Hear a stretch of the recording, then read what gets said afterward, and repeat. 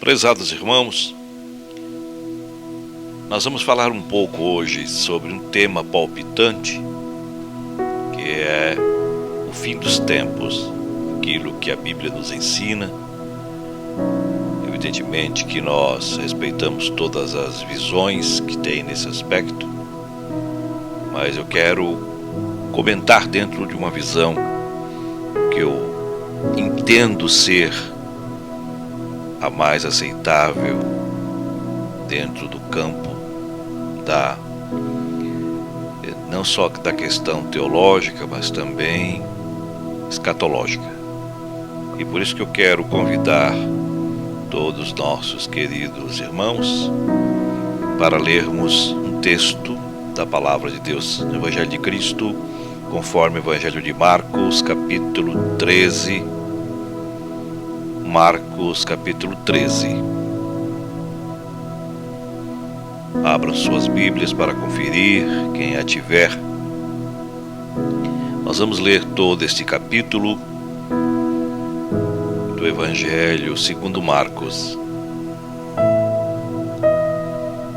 Está escrito assim: Ao sair Jesus do templo, disse-lhe um dos seus discípulos: Mestre, que pedras, que construções!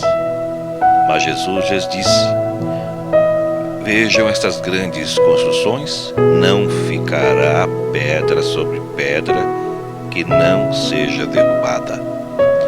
No Monte das Oliveiras, defronte do templo, achava-se Jesus assentado quando Pedro, Tiago, João e André lhe perguntaram em particular. Disse-lhes: Quando sucederá essas coisas? E que sinal haverá quando todas elas terão de cumprir-se? Então Jesus passou a dizer-lhes: Vede que ninguém vos engane. Muitos virão em meu nome, dizendo: Sou eu, e enganarão a muitos. Quando, porém, ouvirdes falar de guerras e rumores de guerras, não vos assusteis. É necessário assim acontecer, mas ainda não é o fim. Porque se levantará nação contra nação, reino contra reino. Haverá terremotos em vários lugares e também fomes. Essas coisas são o princípio das dores. Estai vós sobre aviso, porque vos entregarão aos tribunais, às sinagogas, sereis açoitados e vos farão comparecer à presença de governadores e reis, por minha causa, para lhe servir de testemunho. Mas é necessário que primeiro o Evangelho seja pregado a todas as nações. Quando, pois, vos levarem e vos entregarem, não vos preocupeis com o que haveis de dizer, mas o que vos for concedido naquela hora, isso falai, porque não sois vós o que falais, mas o Espírito Santo. O irmão entregará à morte outro irmão, e o pai ao filho. Filhos haverá que se levantarão contra os progenitores e os matarão. Sereis odiados de todos por causa do meu nome. Aquele, porém, que perseverar até o fim, este será salvo. Quando, pois, virdes o abominável da desolação situado onde não deve estar, que lê e entenda, então os que estiverem na Judéia fujam para os montes. Quem estiver em cima, no eirado, não desça, nem entre para tirar da sua casa alguma coisa. E o que estiver no campo, não volte atrás para buscar a sua capa. Ai das que estiverem grávidas e das que amamentarem naqueles dias. Orai para que isso não suceda no inverno, porque naqueles dias serão de tamanha tribulação, como nunca houve desde o princípio do mundo, que Deus criou até agora, e nunca jamais haverá. Não tivesse o Senhor abreviado aqueles dias, e ninguém se salvaria, evidentemente, mas por causa dos eleitos que ele escolheu, abreviou tais dias. Então, se alguém disser: Eis aqui o Cristo, ou ele ali, não acrediteis, pois surgirão falsos cristos e falsos profetas, operando sinais e prodígios, para enganar, se possível, os próprios eleitos. Estai vós de sobreaviso, tudo vos tenho predito. Mas naqueles dias, após a referida tribulação, o sol escurecerá, A lua não dará sua claridade, as estrelas cairão do firmamento e os poderes dos céus serão abalados. Então verão o Filho do Homem vir nas nuvens com grande poder e glória. E ele enviará os seus anjos e reunirá os seus escolhidos dos quatro ventos, da extremidade da terra até a extremidade do céu. Aprendei, pois, a parábola da figueira. Quando já os seus ramos se renovam e as folhas brotam, sabeis que está próxima o verão. Assim também vós, quando virdes acontecer estas coisas, sabeis que está próxima às portas. Em verdade eu vos digo que não passará esta geração sem que isto tudo aconteça. Passará o céu e a terra, porém as minhas palavras não passarão. Mas a respeito daquele dia ou da hora, ninguém sabe, nem os anjos do céu, nem o Filho, senão o Pai. Estais de sobreaviso, vigiai e orai, porque não sabeis quando será o tempo. É como um homem que, exaltando-se do país, deixa a sua casa, dá autoridade aos seus servos e a cada um a sua obrigação, e ao porteiro ordena que vigie. Vigiai, pois, que não sabeis quando virá o dono da casa, se é tarde, se é meia-noite, se é o cantar do galo, ou se é pela manhã, para que, vindo ele inesperadamente, não vos ache domingo. O que, porém, vos digo a todos: vigiai. Meus amados, eu quero fazer uma breve reflexão, falar sobre a segunda vinda de Cristo. Os estudiosos desta matéria, fazendo o levantamento das Escrituras e nas Escrituras sobre o assunto, afirmam que há cerca de 2.400 referências sobre a segunda vinda de Cristo na Bíblia. 2 vezes mais do que a primeira vinda. A segunda vinda de Cristo é um tema hoje meio esquecido na agenda de muitos púlpitos no Brasil e no mundo. Este é um tema muito distorcido, por sinal, por muitos, que até tentam desacreditar a segunda vinda. Outros tentam enganar as pessoas, marcando datas para a segunda vinda. Então, com o texto aberto, pelo que nós lemos, nós gostaríamos de expor o que está em tela, o que nós chamamos de sermão profético de Jesus. E quero destacar alguns pontos. O primeiro deles é o deslumbramento dos discípulos e a declaração de Jesus nos versos 1 e 2. Veja comigo. Ao sair Jesus do templo, disse-lhes um dos seus discípulos: Mestre, que pedras, que construções. Mas Jesus lhe disse: vocês estão vendo essa grande construção? Não ficará pedra sobre pedra. Veja bem, os discípulos, exceto Judas Iscariotes, eram todos galileus. E dizem até que eles eram de uma região agrícola, mas interiorana, pessoas mais simples. E o templo de Jerusalém, este templo é o terceiro templo. O primeiro templo foi Salomão quem construiu, na sua grandeza e majestade. O segundo templo foi erguido por Zorobabel, um templo modesto. Mas esse terceiro templo, ampliado e embelezado por Herodes o Grande, era um grande palácio de mármore branco, bordejado de ouro. Era uma das mais belas construções do mundo na época. Era colossal, uma coisa que admiravam os grandes admiradores da arquitetura da época. Então as pessoas que vinham do interior ficavam olhando a beleza do templo e eles explodiam exclamações. E por isso que eles disseram: Mestre, que pedras, que construções, que coisa grande e maravilhosa. E Jesus se volta para eles: mas saibam vocês que não ficará pedra sobre pedra. Quando você ler o Evangelho de Marcos, na primeira visita que Jesus faz, conforme o capítulo 11, Jesus apenas entra no templo de Jerusalém, tendo observado tudo como se fosse tarde, saiu para Betânia, olhou, passou ali, olhou e foi embora. De outra feita, capítulo 11, 15, 17, ele já vem e limpa o templo, expulsa os vendilhões do templo, vira as mesas dos cambistas, abre as gaiolas das pombas, os currais das ovelhas e limpa a casa de Deus. A terceira vez é esta que ele entra e não volta mais, e profetiza a destruição completa do templo. Mas aí, vejam vocês o segundo ponto, porque esse templo de fato fora destruído nos anos 70 por Tito, nos anos 70, e vocês conhecem bem essa história e já acompanham, né? Foi uma destruição completa naquele período, e isso que é uma coisa que nós temos acompanhado durante a história.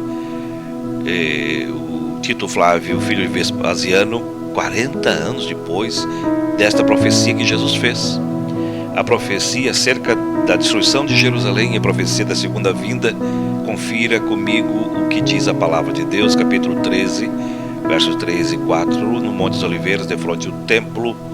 E se você pega a geografia, o Monte das Oliveiras está literalmente de frente do templo, porque aqui está o Monte das Oliveiras, aqui no meio está o Vale do Cedron, e lá em cima o monte, aparece o Monte Moriá, e lá está o templo. Lá está a mais vista ampla que você tem de Jerusalém. Jesus está de frente do templo.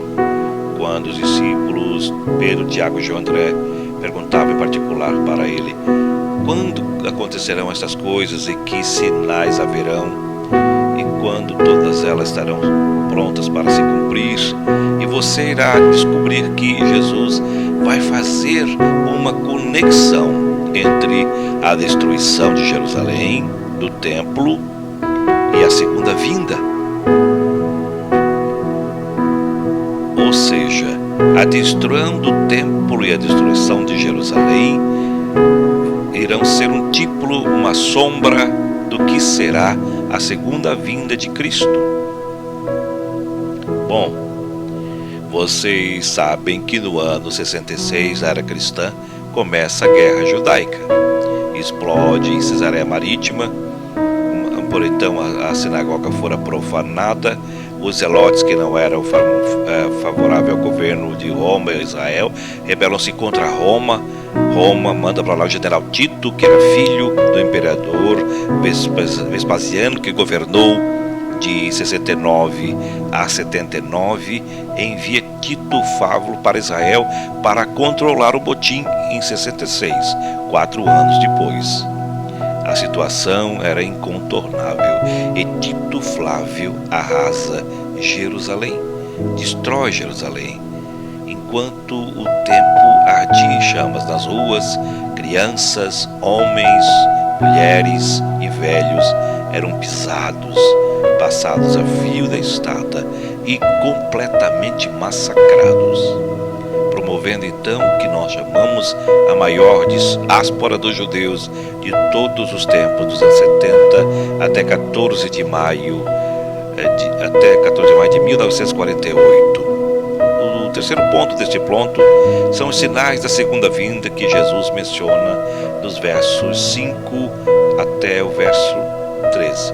Por uma questão didática, vamos dividir esses sinais em aspectos distintos. Primeiro, sinal que mostra a graça de Deus. Confira comigo o versículo 10. Mas é necessário que primeiro o evangelho seja pregado a todas as nações. Isso é maravilhoso, porque lá em Mateus 24, 14, um pouco mais específico, o evangelho do reino será pregado em todo o mundo para testemunhar todas as nações, então virá o fim. Meus amados, o Senhor Jesus deu uma comissão para a igreja antes de subir aos céus: e de fazer discípulos em todas as nações, batizando-as em nome do Pai, do Filho e do Espírito Santo, e ensinando a guardar todas as coisas que eu tenho ordenado até a consumação dos séculos. Esta é a grande comissão. E nós temos que entender e respeitar, de certa forma, foi cumprida em parte. Se você olhar a história da igreja, você verá de Constantino a Carlos Magno, 313 a 800.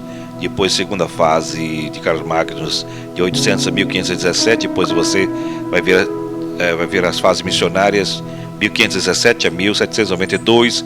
Vindo tinha as missões modernas, de 1992 até hoje, 2024. Mas eu olho hoje algo maravilhoso, o que nós chamamos mídias sociais. Acho que todos que estão acompanhando sabem da importância desse instrumento para a comunicação e para a evangelização, como você está vendo hoje em todo mundo e alguns com mais expertise estão usando isso para a evangelização, mandando até para países diferentes, países onde o evangelho é proibido. Então se consegue chegar através da internet. E eu não tenho dúvidas de que o advento das mídias sociais, da internet, é a grande ferramenta que Deus tem levantado para os últimos tempos, para a profecia, para o evangelho ser pregado em todo o mundo, para testemunho em todas as nações, para vir o fim. Mas aqui há sinais que indicam oposição a Deus, e são sinais que retratam a graça de Deus. E o primeiro sinal que eu gostaria de chamar a atenção é perseguição religiosa. Vem comigo o verso 9. Estais, pois, vós sob aviso, porque vos entregarão aos tribunais e às sinagogas, serão açoitados e vos farão comparecer à presença de governadores e reis por minha causa, para lhes servir de testemunho.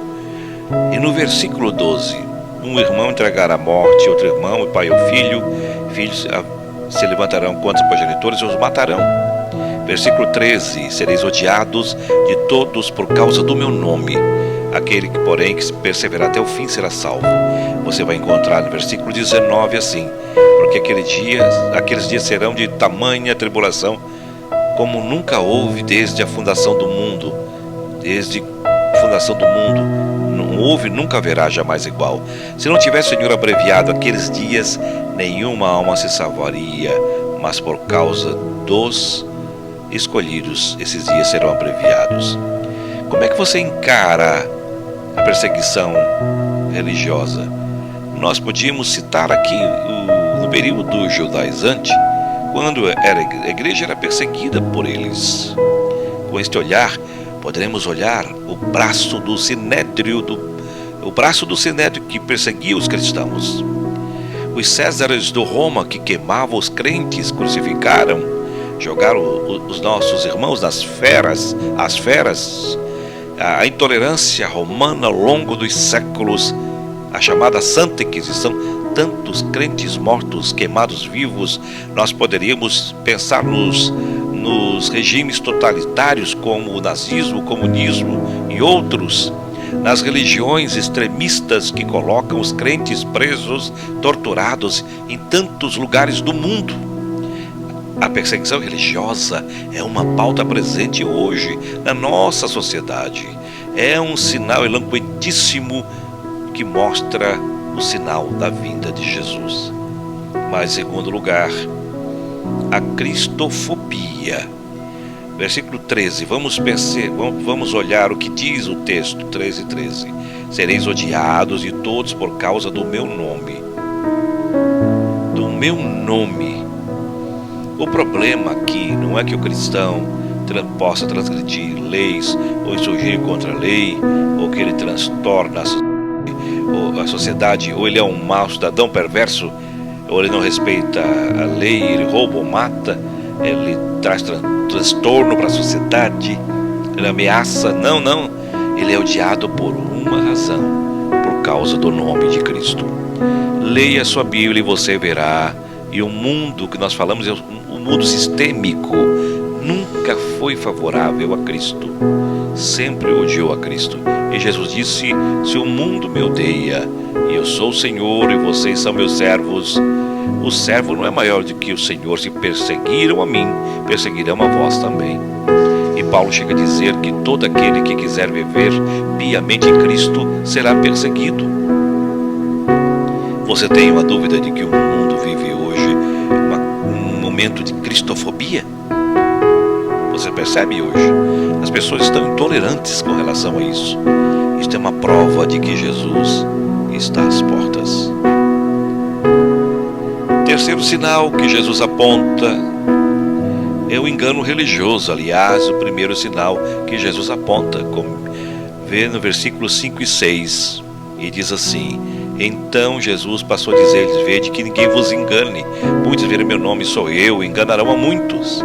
Versículo 21 e 23, ele deixa isso também bem claro: e se alguém vos disser, eis aqui o Cristo, ele ali, não acrediteis, pois surgirão falsos cristos, operando sinais e prodígios para enganar, se possível, os próprios eleitos. Então você vai encontrar falsos apóstolos, falsos profetas, falsos mestres, falsos pastores, falsas doutrinas, falsas igrejas, falsos crentes. Você vai encontrar toda esta explosão de falsas religiões. Surgem 5 novas cada dia, todo dia. E isto é uma prova de que Jesus está às portas. Mas agora vamos ver aqueles sinais que não indicam oposição a Deus, mas sinais que indicam o juízo de Deus. Olha comigo, em primeiro lugar, versos 7 e 8. As guerras, quando porém ouvirdes falar de guerras e rumores de guerras, não vos assusteis, é necessário que assim aconteça, mas ainda não é o fim. Se levantará nação contra nação, reino contra reino.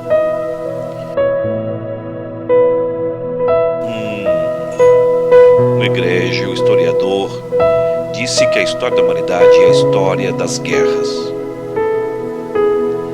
Alguém já disse que para cada dia de paz há 30 dias de guerra. Você já ouviu falar disso? A paz que o mundo conhece hoje é uma paz postiça. Se afirma e se consegue um acordo de paz, mas se investe na guerra. As nações estão armadas com todo o poder bélico, atômicos, tudo que você está vendo hoje nas mídias, na televisão, as guerras que acontecem no Oriente Médio, na Ucrânia, com a Rússia, a Israel, contra aqueles que os atacaram, Hamas e todos aqueles grupos, enfim, essa luta incessante que está acontecendo hoje no Oriente Médio e também boa parte do mundo, e que talvez você nem tenha ouvido falar, são sinais. Guerras químicas, guerras biológicas. Gorbachev já dizia em 1985, escreveu no seu livro Perestroika, que o arsenal naquela época, naquele tempo, já dava para destruir a Terra 20 vezes. Os especialistas dizem que se houver de verdade uma terceira guerra mundial, para se lançar mão do que se tem hoje, daria para destruir o planeta várias vezes e transformar a Terra em poeira cósmica. É claro que à luz da Bíblia, quem irá apertar o botão mesmo não será um homem, mas o próprio Deus. Louvado seja Deus. Mas as guerras estão aí. No auge do humanismo, otimismo humano no século passado, nós tivemos 2 guerras mundiais, 1914 e 1918, 30 milhões de pessoas mortas. Não aprendemos a lição. Segunda Guerra Mundial, 1939, 1945, 60 milhões de pessoas mortas. Nós não aprendemos a lição. Nós temos guerras étnicas, guerras tribais, guerras religiosas, temos guerras ideológicas, temos guerras econômicas, temos guerras e mais guerras, e elas não cessam. Ontem o mundo estava em polvorosa quando cerca de 300 drones e mísseis quanto o território de Israel, se não houvesse essa capacidade de rebater essas armas mortíferas, muitos teriam morrido. E o mundo preocupado como está ainda até hoje, com medo da escalada da guerra no Oriente e outras nações no Ocidente, caminhando para uma terceira guerra mundial. Jesus, de fato, está às portas. Mas comigo observe um outro sinal que indica o juízo de Deus. São os terremotos. Por gentileza, o que diz a palavra de Deus? Está escrito assim: haverá terremotos em vários lugares e também fome. É claro que os terremotos sempre aconteceram, mas só para dar esta estatística para vocês, 1890, 1930, apenas 8 terremotos medindo acima da escala Richter 6. De 1930 a 1960 tivemos 16 terremotos nessa proporção. De 1960 até 79 pulou para 64. De 1980 a 1996 registraram-se 200 terremotos nesta proporção. A escalada é grande e explosiva. Isto aponta para nós um fato: Jesus está voltando.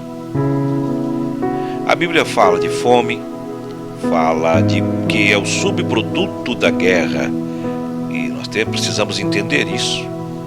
E vocês bem sabem que o maior orçamento de todas as nações não é com saúde, não é com educação, mas sim com armamentos. Isso é o país, a maior potência do mundo, como o nosso país. Qualquer míssil lançado hoje em qualquer país dá para alimentar 800 pessoas no mundo. São milhões de reais. O mundo fala em paz, mas investe na guerra, e a fome vem em virtude disso. Mas Lucas 20:11, acrescentando esse sinal, diz que haveria epidemia em vários lugares, e o mundo já enfrentou tantas: a peste negra, que dizimou 1/3 da Europa, como a febre espanhola, que foi tão devastadora no século passado, a Covid-19, que atingiu o mundo inteiro e deixou a todos nós em sobressalto. São sinais da segunda vinda de Cristo. Mas agora veja você, em outros sinais que está relatado no versículo 14, que é o aparecimento do anticristo, quando pois virdes o abominável da desolação, situado onde não se deve estar, que quem lê entenda. Os que estiverem na Judéia subam para os montes. Aqui o Senhor volta a tratar do tipo e do antítipo. Ele volta a falar do ano 70 de Tito Flávio, que invade Jerusalém, e isto um tipo, sombra do que será o anticristo. Porque ele está usando essas figuras. Vejam vocês, quem estiver em cima no eirado, não desça para tirar nada de casa. Quem estiver no campo, não volte para a sua casa para buscar a sua capa. Ai das que estiverem grávidas naquele dia. Ai das que estiverem grávidas naquele dia. Orai para que não aconteça no inverno. Porque Jesus está dando uma profecia, está falando de fatos que iriam acontecer, que estaria acontecendo 40 anos depois, no ano 70. A invasão de Jerusalém foi horrível, foi realmente algo devastador. As pessoas foram cercadas, foram sitiadas, entrincheiradas, elas não podiam sair, não tinha mais provisão, não tinha mais água, não tinha mais comida, só tinha desespero, como aconteceu no cerco de Jerusalém, onde Jeremias registra, diz que felizes os que morreram a espada do que aqueles que morreram de fome, a ponto das mães comerem os corpos mortos dos próprios filhos. E o que está dizendo é o seguinte: uma mulher grávida, ai das grávidas daquele dia, porque elas não conseguem correr, como 1000 judeus fugiram e se refugiaram às margens do Mar Morto, em Massada. Uma mulher que tem um bebê no colo, amamentando, não consegue ter velocidade para correr. No inverno as pessoas não têm todo o preparo para sair e fugir. No inverno rigoroso, abaixo de 0 grau. Então, o que está mostrando aqui a invasão de Tito aponta para a tragédia que será este levantamento do abominável da desolação, chamado homem da iniquidade, também chamado de o anticristo, ou também chamado a besta que surge da terra, que irá receber toda a autoridade de Satanás, que irá perseguir os cristãos. E a Bíblia diz, Apocalipse 13, que toda a terra, todas as nações, todos os povos irão adorar o anticristo, irão se prostrar perante ele, exceto os que têm o selo de Deus. Em outras palavras, Jesus não irá perder sequer um dos seus cordeiros para o anticristo. O Senhor Jesus chega a dizer no versículo 29 e 20, verso 20, o seguinte: não tivesse o Senhor abreviado aqueles dias, ninguém se salvaria, mas por causa dos eleitos que ele escolheu, abreviou esses dias. Pois surgirão falsos cristos e falsos profetas. Haverá falsos profetas que estarão enganando até os escolhidos, não, que diz a palavra. É o que está registrado na palavra, nada novo o que estou falando aqui. É o que está escrito na palavra, que enganariam até os escolhidos. Nós não seremos poupados da tribulação, os eleitos serão arrancados da tribulação, no meio da tribulação, mas enfrentarão a tribulação. Mas o Senhor abrevia, o Senhor os livra, de tal forma que nenhum deles irá perecer. Como é que será essa grande tribulação? Você pode ler comigo o versículo 19. Porque aqueles dias serão de tamanha tribulação, como nunca houve desde o princípio do mundo que Deus criou até agora, e nunca jamais haverá. Eu chamo a sua atenção de que esta expressão tem 4 paralelos na Bíblia: a grande tribulação, a apostasia, ou o aparecimento do homem da iniquidade, ou o pouco tempo de Satanás. Será o período mais tenebroso, mais amargo, mais difícil da história, a grande tribulação. E o Senhor irá tirar a sua igreja, não tirando antes a tribulação, mas sustentando-a, fortalecendo-a, e no meio da tribulação o Senhor irá tirar o seu povo. É o cuidado que o Senhor tem com seus eleitos. O que é curioso é que no mesmo momento, na mesma intensidade que vem a grande tribulação, vem também a sedução religiosa. É isto que você verá no versos 21 a 23. Então, se alguém vos disser, eis o Cristo, ele ali, não acrediteis, porque surgirão falsos cristos, falsos profetas, que operarão sinais e prodígios, que enganarão, se possível, até os eleitos. Estai sobre aviso, porque está tudo predito. Não fique assim muito encantado com milagres, não, porque os mestres estão aí. Os falsos cristos estarão operando coisas miraculosas, que não é obra de Deus, para enganar. Irão enganar, exceto os eleitos de Deus. Louvado seja o nome do Senhor. Agora vejam vocês a descrição da segunda vinda, comparando comigo o que está escrito em 24 e 25, e naqueles dias após a referida tribulação, o sol se escurecerá, e as estrelas cairão do firmamento, e os firmamentos dos céus serão abalados. Isto chama-se fenômenos catastróficos e cósmicos. E quem vai tratar isso de forma detalhada. O apóstolo Pedro trata disso de forma interessante. Se nós pudermos ler o que está escrito lá, mas vamos ler vamos citar o que está escrito lá, porque ele descreve com tamanha eloquência. O apóstolo Pedro coloca bem isso, e de uma forma muito clara e objetivo. Ele trata desses fenômenos da natureza. Capítulo 13, Pedro diz assim, versículo 7. Se você ler, você vai entender o que ele diz.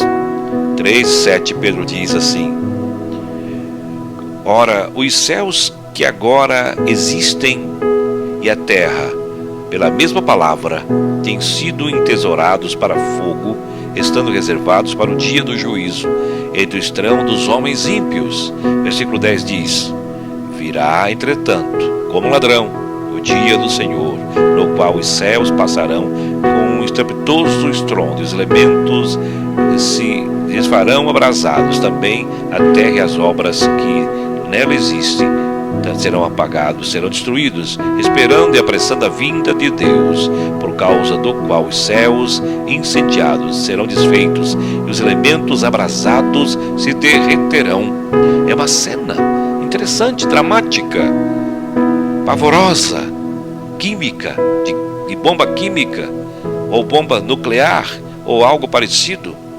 É uma das coisas mais dramáticas da história que nós poderemos imaginar. Qual é a posição do crente nisso? O que diz a Bíblia, 2 Pedro 3,13. Porém nós, segundo a sua promessa, esperamos novos céus e nova terra, nos quais habita a justiça. Louvado seja o Senhor, glória a Deus por isso. Como é que será a volta do Senhor? Veja bem, conforme Marcos 13, verso 26, ela será visível. Está escrito assim: então verão o Filho do Homem nas nuvens, com grande poder e glória. Verão. Eles verão, todos verão. Apocalipse 7 diz que todo olho o verá, até que aqueles que o transpassaram. O que significa isso? Significa o seguinte: quando Jesus voltar, algumas coisas irão acontecer. Primeiro, os mortos irão ressuscitar. Uns para a ressurreição da vida, outros para a ressurreição do juízo. Só depois os que estiverem vivos serão transformados e arrebatados. Então aqueles que cuspiram de Jesus, aqueles que esbordoaram a Jesus, aqueles que pregaram Jesus na cruz, vão ter que ressuscitar, vão ter que ver Jesus na sua glória, terão que se ajoelhar, terão que confessar que Jesus Cristo é o Senhor, para a glória de Deus Pai. Não a confissão alegre, festiva, submissa para ir para o reino da glória, não, terão que fazê-lo imediatamente e irem para o fogo eterno, preparado para o diabo e seus anjos. É assim que a Bíblia diz. Mais do que isto, a segunda vinda do Senhor será gloriosa. Versículo 26, a parte B, diz que ele virá com grande poder e glória. Significa o seguinte: quando ele vier, ele não virá como na primeira vinda, montado jumentinho, humilde, não tendo onde reclinar a cabeça, mas ele virá como rei vencedor. Na sua coxa estará escrito Rei dos Reis, Senhor dos Senhores.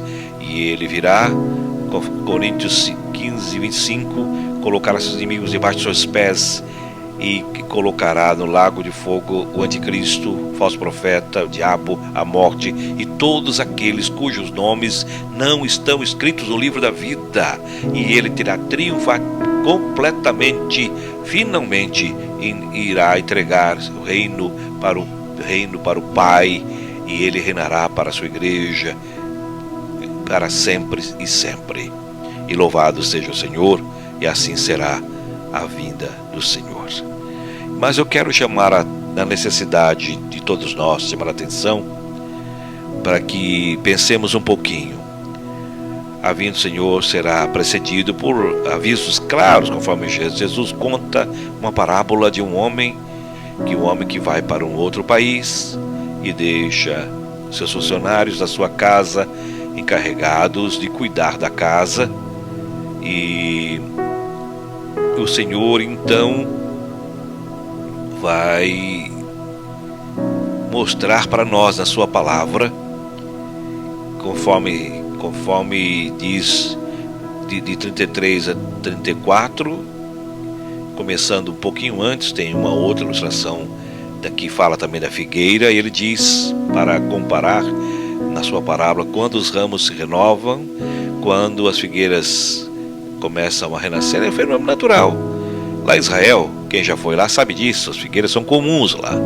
Quando começa a florescer, assim, quando virdes acontecer estas coisas, sabei que está próxima as portas. Olhai para a figueira. Outra coisa está às portas. Esses sinais estão aí. São visíveis, são eloquentes, são inegáveis. As portas. E Jesus garante a confiabilidade da sua palavra, dizendo o seguinte, versículo 31, passará o céu e a terra, porém as minhas palavras não passarão. E ele virá de sobreaviso, e também nos orienta, e vai dizer no verso 32, que será uma vinda imprevisível, porque você não sabe. Que diz assim, mas a respeito daquele dia e hora, ninguém sabe, nem os anjos, senão o Pai. Eu acho impressionante isto, não é óbvio esse dia. Será um dia comum. Aliás, outro relato paralelo deste, será como no dia de Noé. Jesus comparou. Noé passou 120 anos pregando. Uma coisa é você pregar no primeiro dia, outra coisa é pregar quando a arca está no meio da obra, outra coisa é pregar quando estava fazendo o acabamento da arca, ou outra coisa é pregar quando a arca está pronta, outra coisa é pregar quando acabou a obra, a construção acabou, a arca está pronta, agora, ou não terá outra chance. E como é que estavam aquelas pessoas? Como disse Jesus, casando, dando-se casamento, comendo, bebendo, vivendo suas vidas normais.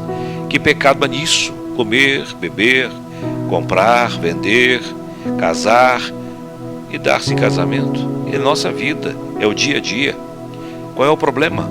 O problema é que as pessoas estão vivendo suas vidas comuns, sem prestar atenção, vendendo, bebendo, fazendo festa, se divertindo, casando, e sem levar Deus em conta, sem parar nas consequências que a vida tem. Jesus mandando vigiar, está chegando a hora. E quando o dilúvio chegou, pegou todo mundo de surpresa, despreparado. E quando Jesus voltar, tanta gente vai estar despreparada. Gente que parecia crente, gente que parecia como eram as virgens nécias, tudo semelhante, igual, mas sem azeite nas lamparinas. Cuidado. Jesus vai mostrar que a sua vinda será não somente imprevisível, inesperado, conforme o verso 33 a 36, quando diz, está de sobreaviso, vigiai e orai, porque não sabeis quando será o tempo. Verso 35 diz assim, vigiai, pois, porque não sabeis quando virá o dono da casa, se à tarde ou meia-noite, ou cantar do galo ou pela manhã. Ou conta a história do camarada que foi para outro país, deixou a sua casa aos cuidados dos servos e disse para o vigia, você fica vigiando, fica cuidando. Você não distraia, nem o servo, nem o vigia vai saber quando iria chegar o proprietário da casa. O Senhor nos colocou, melhor dizendo, todos nós, numa mordomia para cuidar da casa. Diz vigiai, cuide. Versículo 30, você não sabe se é à tarde, se é à noite ou pela manhã. Nós sabemos apenas que você poderá voltar. Você pode voltar meia-noite ou à tarde, porque nós temos a questão de fuso horário, então nós não podemos prever. Se Jesus voltar para nós 8 da noite, estará voltando para o Japão 8 horas da manhã. De noite aqui, Se aqui é noite, lá é dia, e assim sucessivamente. Se é de tarde aqui, é à noite na Europa. Então ele pode voltar de manhã, ele volta meio-dia, ele volta à noite, ele volta à meia-noite, ele volta de madrugada. Não importa onde você esteja, ele irá voltar. Ele irá voltar. E eu gostaria de colocar ainda um último versículo, que a palavra de Jesus é esta: eu porém vos digo a todos, vigiai, vigiai, porque ninguém sabe a hora. Pode ser agora, poderá ser amanhã, poderá ser daqui a pouco. E eu quero dizer que alguns teólogos, estudantes de escatologia, muitos sábios, no alto da sua sapiência, não esquece. Pelos meus estudos, Jesus não volta nos próximos 500 anos.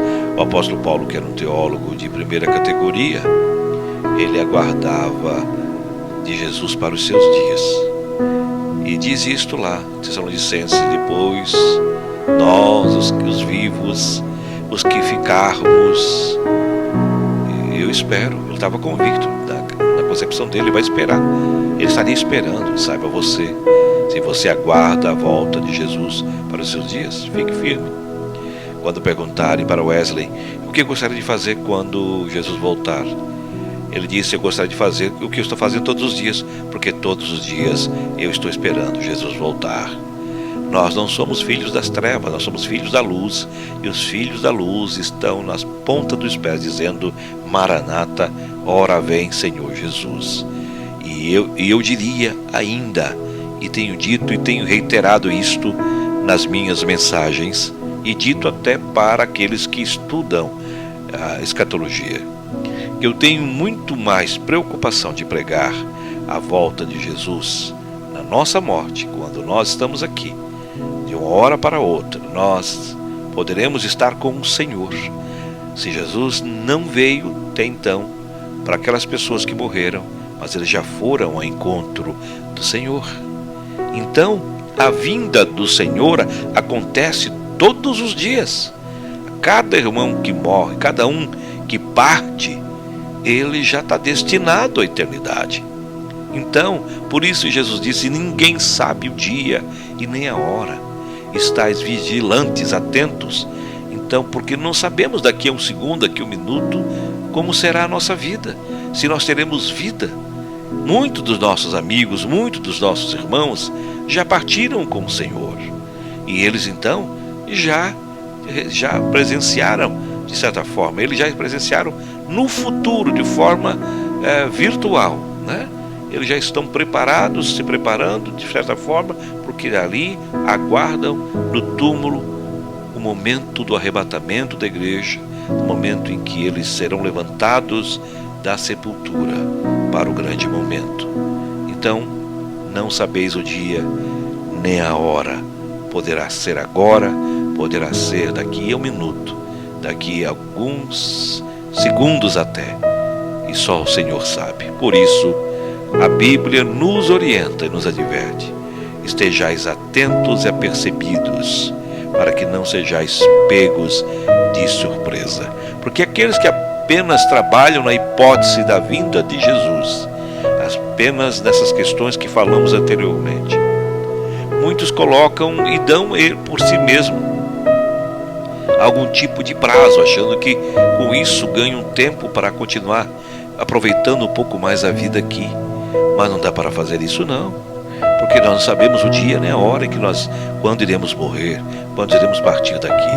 Então, por isso, estejais firmes e vigilantes, sabendo, vivendo como se Cristo voltasse hoje. Sim, como se Ele estivesse voltando hoje. Como disse Jesus, aquele homem louco, amanhã pedirão a tua alma, e o teu futuro, a tua vida e o que tens, para que será? Então, só nós podemos entender isso e reafirmarmos o nosso propósito com Deus, quando nós dissermos assim: ora vem Senhor Jesus, Maranata. É isso que nós precisamos dizer e fazer e confirmar com o Senhor.